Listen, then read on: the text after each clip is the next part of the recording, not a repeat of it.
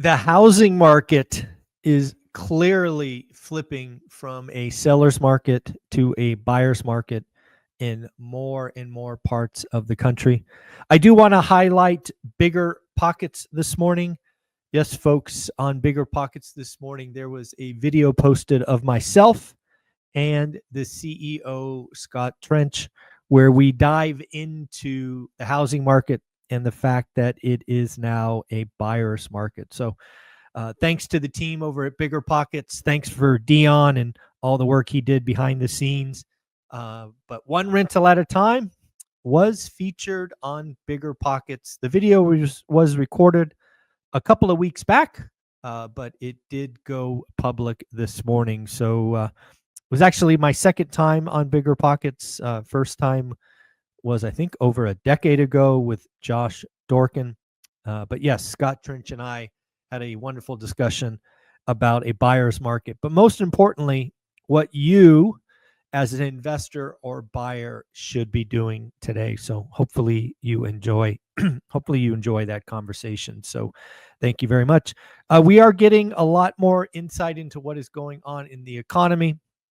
We are starting to see the dominoes start to fall due to the tariffs. We are now seeing the first ships from China arrive at the LA port. And as we talked about the last couple of weeks, lots of sailings have been canceled. The sailings that are occurring are down in quantity.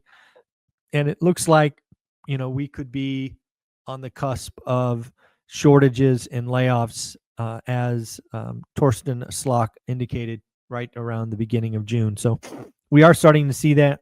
Ooh, fighting off a sneeze. That's what happens when you do these things live. So anyways, we are starting to see those details. We're also getting some real-time data about credit card usage. Obviously, we have seen credit cards being used a lot the last year or so with some crazy high balances.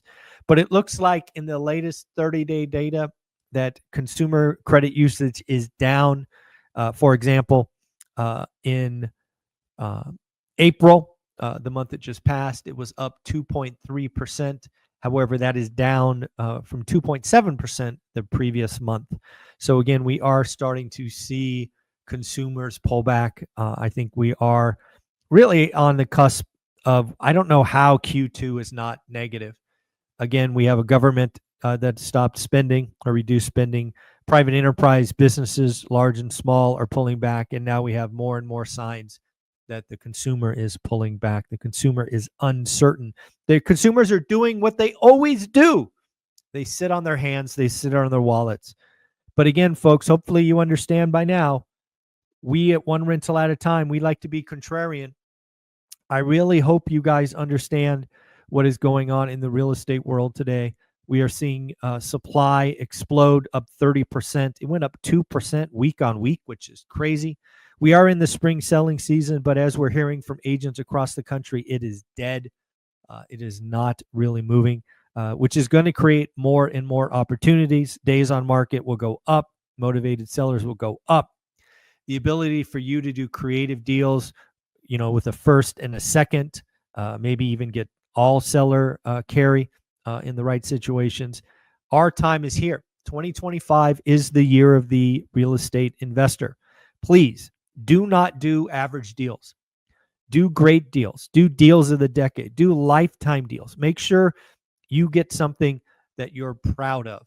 And if you do, let me know. I'll send you a card and congratulate you here publicly. We have gotten some earnings data. Where do we start? We'll go with Electronic Arts first. Electronic Arts beat top line, beat bottom line. Looks like their two popular games were Madden football and college football. I actually can't remember the last time I played a video game, but there's that. AMD did beat top line and bottom line, raised guidance slightly. AMD did highlight, given the China restrictions, they are going to take a $1.5 billion hit. Remember, NVIDIA, I think, took a $5 billion hit. So AMD is there as well. Supermicro missed badly, missed on revenue, delayed customer decisions, and gave weak guidance. Win was the one I was looking for. this week, and it was ugly. Missed top line, missed bottom line. Really highlighted that Vegas is weak. Vegas is weak. Again, we live here, and the Vegas Strip is noticeably slower than it has been in the last couple of years. So pretty interesting there. This morning we got Uber. It too missed on revenue, but beat on earnings. It did highlight that trips were up 18% year on year, which I thought were interesting. Disney came out of nowhere, beat top line, beat bottom line. Actually had a nice jump in streaming subscribers and raised guidance. Let's talk about, Steadily. Steadily, I talked to their CEO yesterday. I think the video comes out today or tomorrow. They just successfully raised $30 million in a funding round. Talking to the CEO, why did they do that? Well, the $30 million predominantly is going to give them a larger war chest so that they can cover more of the country. If you are a landlord, you obviously need to know that Steadily is landlord insurance, really focused on you, but they can't cover everybody yet, right? The war chest is not big enough. This $30 million will allow them to cover more and more of the country. For example, it will allow them to open up New York, right? New York was a market that they wouldn't cover before, but now can. So again, folks, as you see, Steadily is a sponsor of the Daily Financial News. If you are a landlord, you need to know about them. Get a quote, get comparison. They will not be the right answer for everyone by any means. They are a for-profit enterprise that wants to make sure the insurance risk and price is appropriate. But if my comment section is any indication, about half of you, 50% of you, are getting better coverage at better rates. So give them a shot. And don't forget, if you are just getting started and you are building your buy box and you don't own anything, do yourself a favor. Go to Steadily, type in an address, and get a quote. So you're not guessing. It takes you 2 or 3 minutes, and you will get a quote on insurance. So click the link in the description and get started. Guess what the top 3 markets are for price crash? Yes, folks, according to Resi Club, we have 3 markets that have crashed from the 2022 peak. Obviously, remember, data is rather skewed, in my opinion. It's not year-on-year data. It's going back to the peak in 2022. You probably can guess number 1. Some of you will guess number 2. I think number 3 is a surprise. We'll go top down since number 1 is pretty known.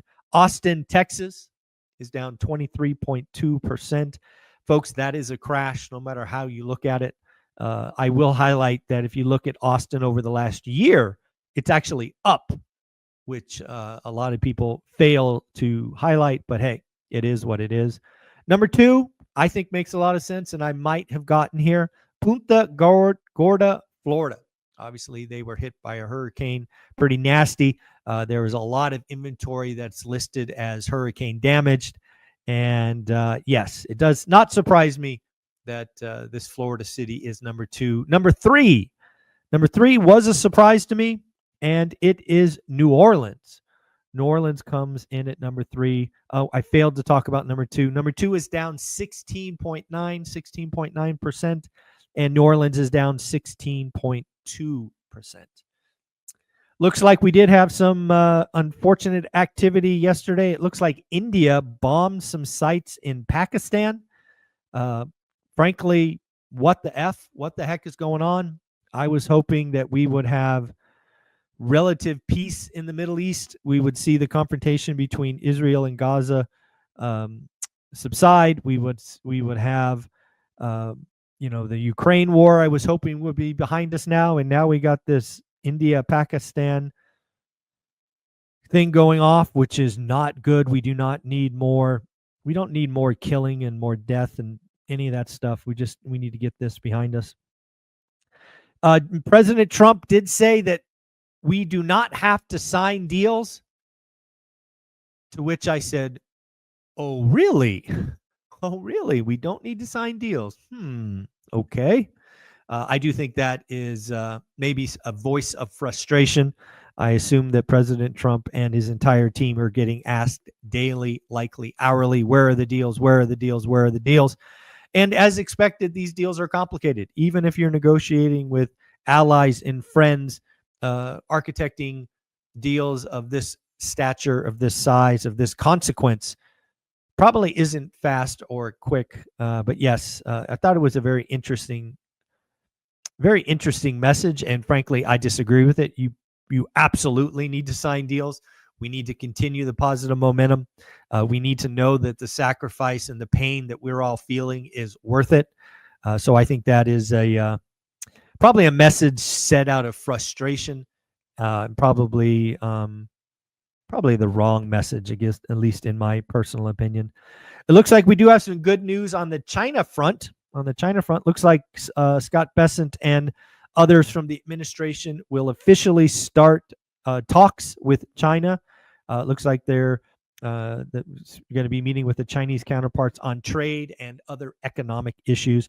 Folks, the only way to get through this is to start talks. We can't just keep messaging, keep doing nothing, and hope it gets better. So we see that is going. I do find it interesting that China came out and announced multiple measures to ease policy. You could think money printer go burr, and because they are trying to spur consumer consumption.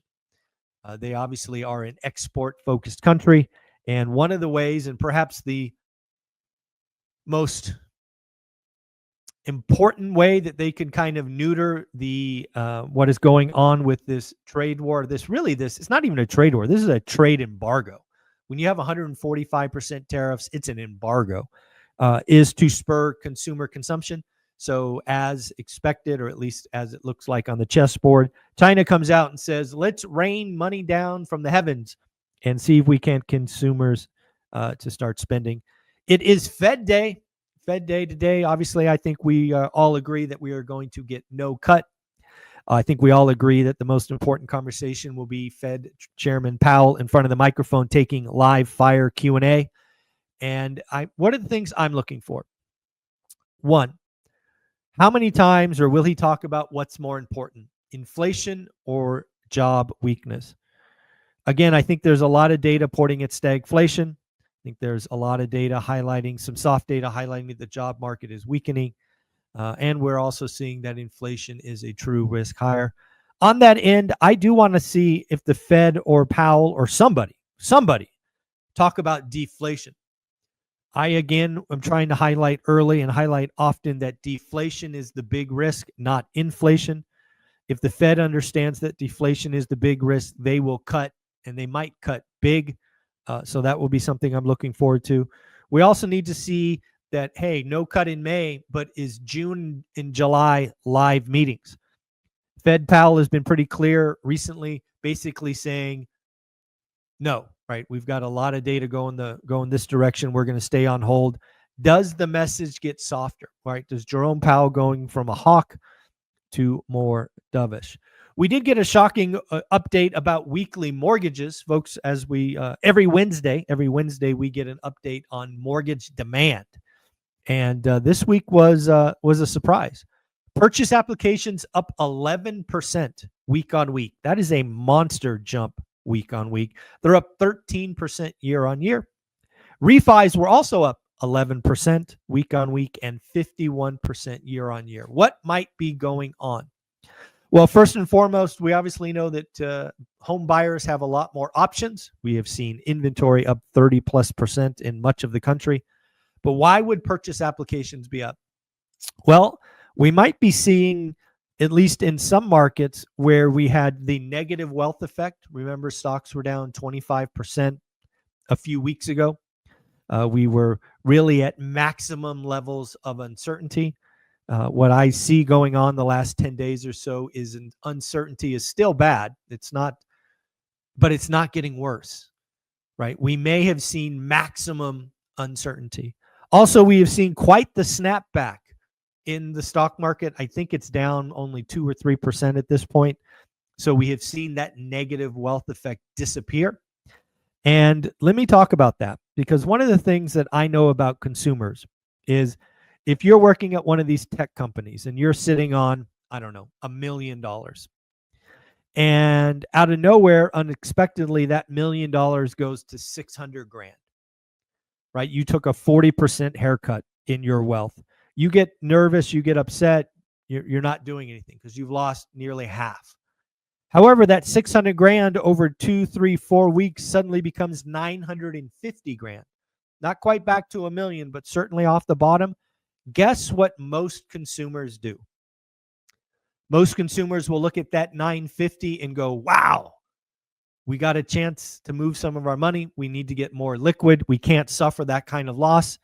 And a lot of folks will be selling their stocks and maybe buying real estate. They also could be sitting on cash just to build the kitty. But it is pretty interesting to watch consumers do the same thing over and over again.